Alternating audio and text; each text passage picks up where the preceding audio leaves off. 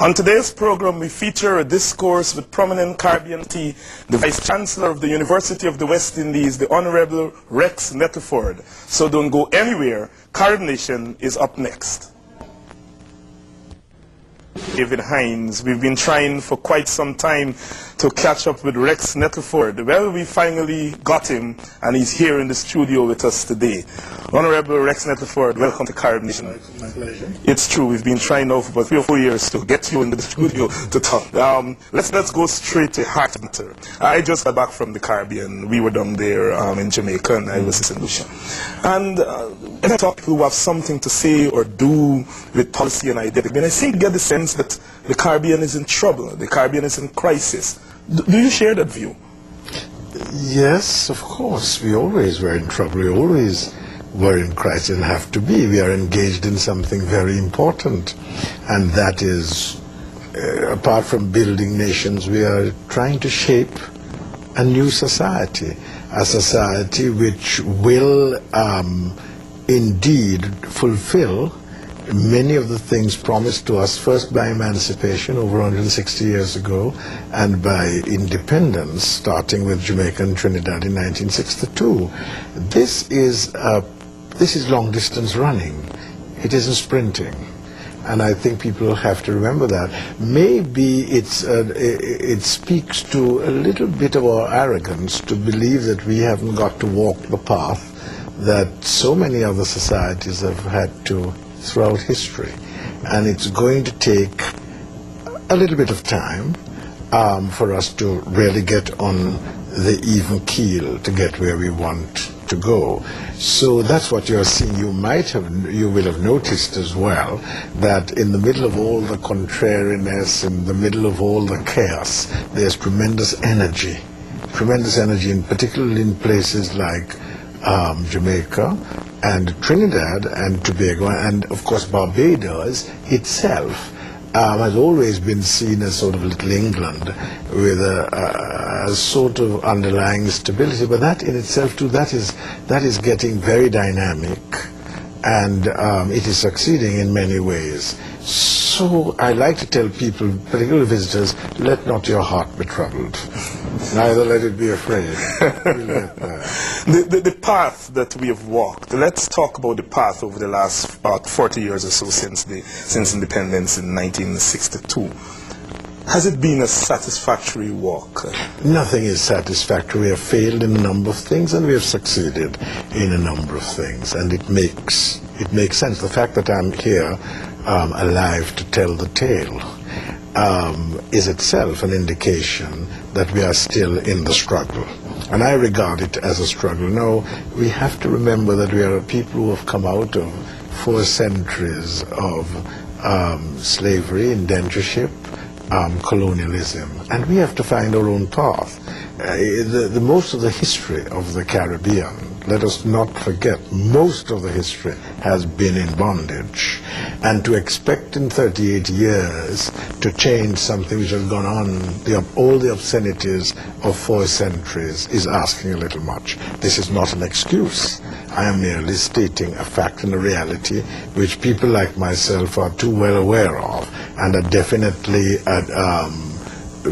having ourselves poised to address the issues which relate to this particular situation. As we look at the independence experience, one cannot help but note that there has been in the political arena a lot of contradictions, a lot of excesses, and so forth. Are we wriggling ourselves out of that initial period of political confusion? Well, yes, to a large extent, but let me hasten to say, at least we have not had, if you regard independence as a bit of a revolution, and indeed it was, albeit a quiet one, and I want to state, particularly since I'm speaking in the United States and in the capital of the United States, that we did not get that independence through the barrel of a gun. There's no Bunker Hill or what have we. We got it by negotiation. And that is a very important difference and indicates the capacity of Caribbean people to compromise and to come to decisions by negotiation. And it's interesting, in the 70s, there were lots of the young Turks who felt that, who were impatient with the pace of development, because they said that probably we hadn't had the bloodletting that the United States had, nor that Haiti had, nor that Russia had, or that France had. We haven't yet cut off the head of a president, as the English did, or king. You know, so I think we need to get things into perspective. And the truth of the matter is, we are trying to make the best of a situation which, incidentally, isn't always in our favor. You take this recent thing, globalization, which everybody's talking about, which I've described as a new designation for an old obscenity. It really is, quite frankly, the way of the North Atlantic realigning itself to maintain its hegemony over the rest of the world.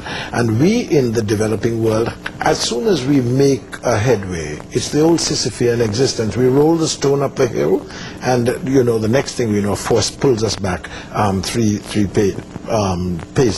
paces or niches. And this is very difficult, and we have to now situate ourselves in a new international order. People here should understand this. Interestingly enough, a number of people in the so-called first world are themselves understanding it, particularly the young, hence the battle in Seattle.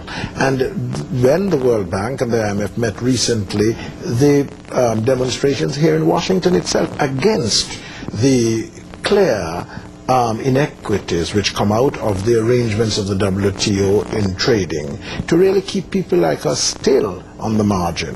And this we have to fight, while at the same time making our individual communities in the Caribbean a place where all those who tenant it can call home, where they can have a sense of place and purpose, and where their sense of personhood and there's freedom and their sense of justice are realized. Now we fight a lot, we talk a lot about the whole thing of social justice not being there, and indeed we do this. At least we can talk about it and not have somebody knocking on our doors. I'm speaking of the English-speaking Caribbean, the old West Indies, somebody knocking on our door at 3 o'clock in the morning to take us to some concentration camp. We can, as they say in Jamaica, me mouta fi me.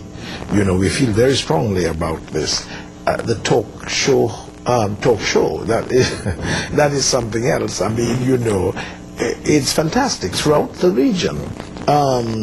Got a perk in Barbados, and several of them in Jamaica. And they can tell the politicians where to get off and whatever without fear of reprisal. So that's something which we treasure. And the judiciary, I'm here in the World Bank meetings, the Caribbean Group for Economic Development, but the sort of things we are concentrating on are governance,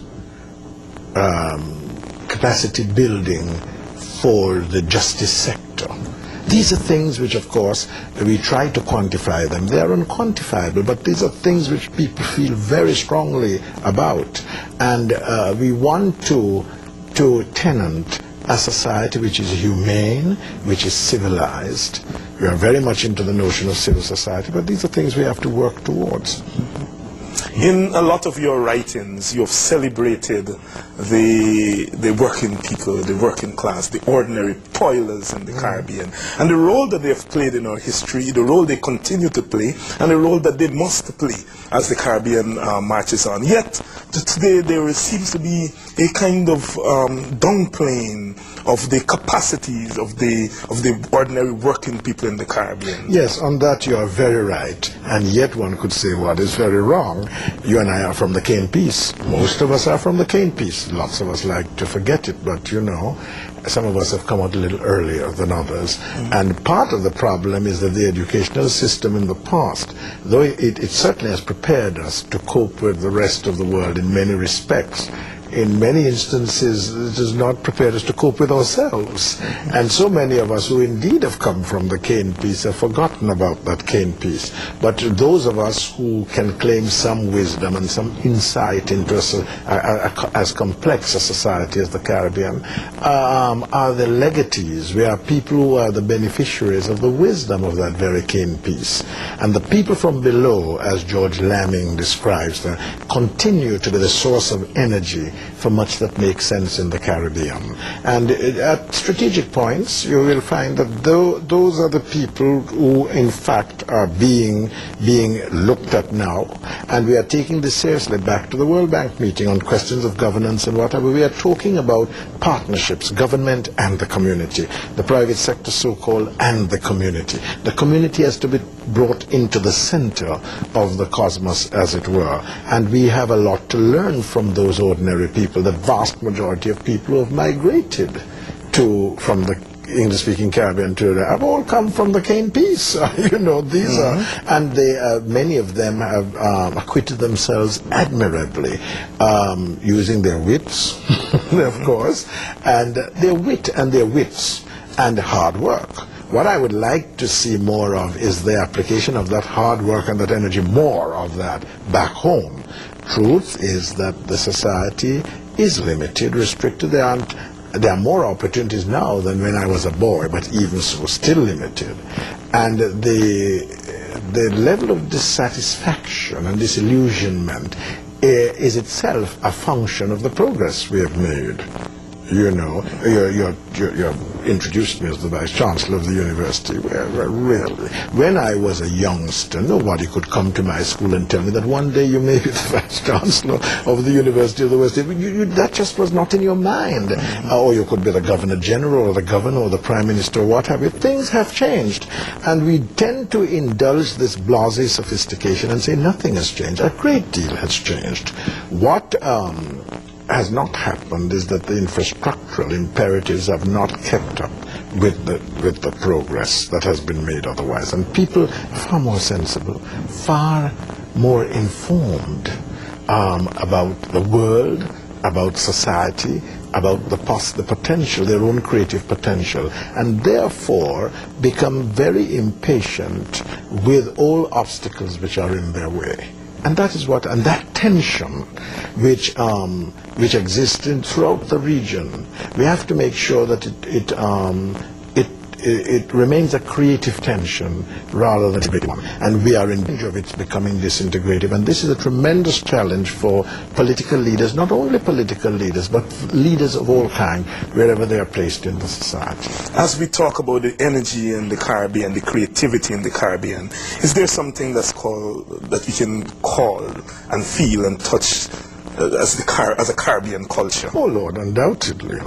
We have more artists per square inch than is probably good for us. And people, there's a good reason for it, I feel, because if you have lived in a situation where you're subjugated, you retreat into areas which are beyond the reach of the oppressor. And those areas have to do with the exercise of the creative imagination and the creative intellect. And both together is really what makes the mind. And that's what we have depended on. Therefore, there's so much that has been built in the Caribbean in terms of innate structures. We'd not have built pyramids or leaning towers of Pisa or what have we, but the structures are in our heads. And this is why education continues to be so important in grappling with the new challenges. Technology, for example, one of the things that we have to be on the cutting edge of is what the entire third millennium will face and is already facing, and that is the harmonization of technological thought and spiritual feeling. Well, you know, of course, to lots of Caribbean people, science is higher science, and so on. But what we have to do is to ensure that we ourselves get into that and help determine the mainstream of technological thought. And our people can do it. I'm convinced. Just give us the opportunity, and I think we'll be able to do it. You are strategically placed as Vice-Chancellor of the University of the West Indies. You are in charge of one of our shining examples of Caribbean integration, notwithstanding some of the obstacles that that institution has had to come up against. Are you satisfied that the mandate that was set for the UWI 40, 50 years ago, that you were on top of it? No, we have gone beyond that now. Okay. And we have set ourselves new mission statement, new what have you, and so on. And I'm not satisfied that we are getting there fast enough. But oh yes, the university was set up 50 years ago for 600 people. Mm-hmm. We have the 22,000 now attend over the 3 campuses, and you can add to that another 30,000 who are pursuing courses by distance, informal education through the old extramural department, now called the School of Continuing Studies. So in a very real sense, we have far outstripped what that was, but happily, thanks to that, it remains arguably the greatest gift that we have given to ourselves. We have had 50 or so thousand graduates from the university are all over the world, and people of world class and people who have achieved a great deal, but including a number of prime ministers who incidentally will not take responsibility for their acts of omission. But the thing is that we have a great job to do in terms of preparing the next generation to, in fact, situate themselves for the new challenges in the third millennium. Therefore, all of that has serious implications for our curriculum, for the way we deliver knowledge, for the generation of new and appropriate knowledge that can be plowed back into everyday living and help to inform public policy. So these things are now exercising our minds, and we have to make strategic alliances with similar institutions all over the world, because we are in the world. We have always been conscious of that anyway.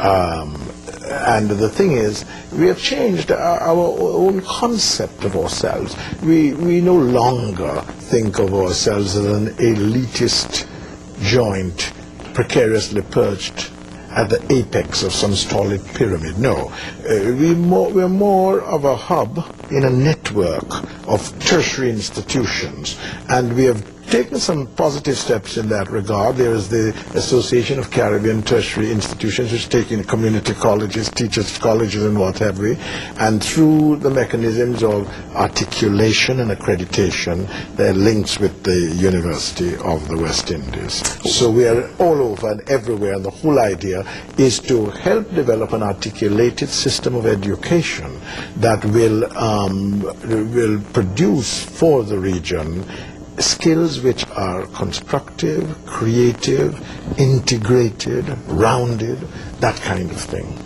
As I travel through the Caribbean and I observe the University of the West Indies, I get the sense that what we have instead of a regional university is three separate national universities in Trinidad, Barbados, and Jamaica. Talk a little bit about No, well, inevitably that was going to be so. But again, you know, the Caribbean is a very interesting place. If you have a solution, find a problem. And in order to be unified, we had to be diverse. We had to decentralize for obvious reasons that we can get the commitment. No, it's one university. But in fact, we are a people of diversity. We are heterogeneous. Even among blacks in the Caribbean, you have different kinds of blacks. You have quality blacks, non-quality blacks, mid-quality blacks, and so on. Yeah. And we are people of different ethnic things, different mixtures, and so on. And remember now that the Caribbean remains arguably the most vital living laboratory of much of what is the history of the Americas, where people of different cultures had their encounters of different kinds, over a long period of time. And so people are accustomed to being other things as well as themselves. And I like to put it in this context because you and I, all of us, could be described in a particular way, despite the way we look, that we are part African, part European, part Asian, part Native American, but totally Caribbean. Lots of people can't deal with that kind of chaos in order, or order in chaos. But we can. We operate on 3-4 levels at the same time, and that's the nature of the region, and should be the nature of the Americas. The notion that a place like this country, for example, has decided to go one linear route in terms of its identity, and the tendency is the homogeneity, that principle is fighting dead on with the reality of heterogeneity. And the people in power expect blacks to be white. Let me put it that way in blunt terms, while the whites don't expect themselves to be black. Yes, yes. And I've often said to my North American white friends that until you get around to the notion that you're as negrified as I am Europeanized, I'm speaking to you in English, I'm not speaking to you in Yoruba or in Swahili or in whatever other language, or in Tree.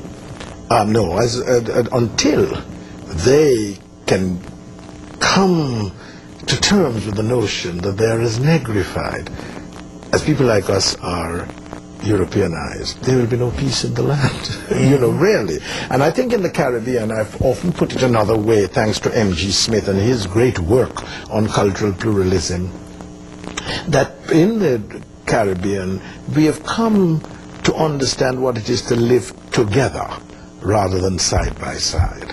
You see, multiculturalism is a nice sort of way out, because you can be in your small corner and I in mine. We're still multi. In the Caribbean, it's not that. It's an interculturalism, and the intercontextuality of existence was forced upon us by the reality of colonialism and slavery, but we are constantly creolizing everything. And all peoples of the Americas are Creoles, all of us, including the Native Americans, who, as a result of their exposure to others of us who came in later, have themselves changed. You mentioned cultural pluralism, and Guyana, and to a less extent Trinidad, are going through a period of serious self-examination and difficulty. Talk a little bit about that and its significance and what the future holds in your Well, you see, in fairness, I mean, what we have inherited is, the Indians really are late in the game of exactly what the blacks had to fight against, their marginalization. And remember, the Indians were brought in after emancipation, and they took the place of the Africans in that kind of society which is so stratified. Everybody wants to look down on somebody else. Well, time has caught up with us in that part of the Caribbean, because in majoritarian rule, so-called democratic elections and whatever, the majority count, and the Indians are in Trinidad a major minority, and in Guyana an undoubted majority. So the question of power, because this is very important, power having been transferred to these outposts, the question as to who should control that power, how it should be distributed, is a factor of post-independence. And this is what you are seeing. Now they will have to work things out. And again, we are trying, but there's enough in terms of this creolization thing. For example, the Indian, no more than the person of African ancestry can, he must be a Creole. It must be a way. The Indian has to become West Indian in the way that the African became West Indian and the European became West Indian. And it will take time as well. When people have flexed their muscles enough, do enough shadow boxing, get a little tired, nobody quite wins, it will work itself. But this is all part and parcel of the thing of growing up, shaping a new society. And we're going to have a whooping cough. or chicken pox and or what have you, all of that. You know, as long as the immune system doesn't become totally shattered, I think we will work through. Optimistic, yes. I have to be optimistic because we are all we have.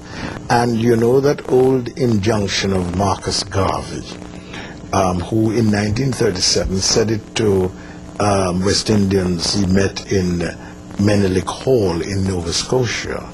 Emancipate yourself from mental slavery. Only you yourselves can do it. The interesting thing that Bob Marley is now credited with it. Of course, Bob Marley read Marcus Garvey, and he transformed that into a powerful couplet. Emancipate yourself from mental slavery. None but ourselves can free our minds. And you see, it is we who have to do it, and that's what we are doing. And I think we should be given some space in which to do it. I go back to what I said, that as soon as people in Washington hear that a couple of guns are fired in West Kingston, a travel advisory comes out advising their citizens not to go, which of course had tremendous impact on our tourist industry. The truth of the matter is that this place is a gun place, and it won its independence by the gun, which we didn't, you know. And I think things need to be put into perspective. And, you know, it is true that, of course, the media are largely responsible for much of this. As a youngster, I was very courageous. You would see me on the subway in New York anytime, going to Long Island to Brooklyn. Well, nowadays you will never find me on that. So people are affected by this, I understand. I prefer to stay in Manhattan. And, you know, Washington itself, I'm reliably informed, is not by any means a non-violent spot. And some people escape it and get off to Virginia and Maryland, not knowing what is going on back in the heart of the city. So, in fact, we need to get all these things into perspective. Professor Nettleford, I want to thank you so much for this interview. Thank you very much. Like I said at the beginning of the program, we've been trying to catch hold of you for a very long time, and we finally got you today, and we're very glad. Well, I've been finally hijacked. Thank you so much. Well, it's been my pleasure to speak to Professor Nettleford. It's a lifelong dream, I dare say, and I'm very glad that I've been able to share it with you. So until the next time, this is David Hines, thanking you for tuning in to yet another edition of CaribNation. And remember, as always, our motto here is one people, one culture, one Caribbean, one nation. And as we say, rally round the West Indies.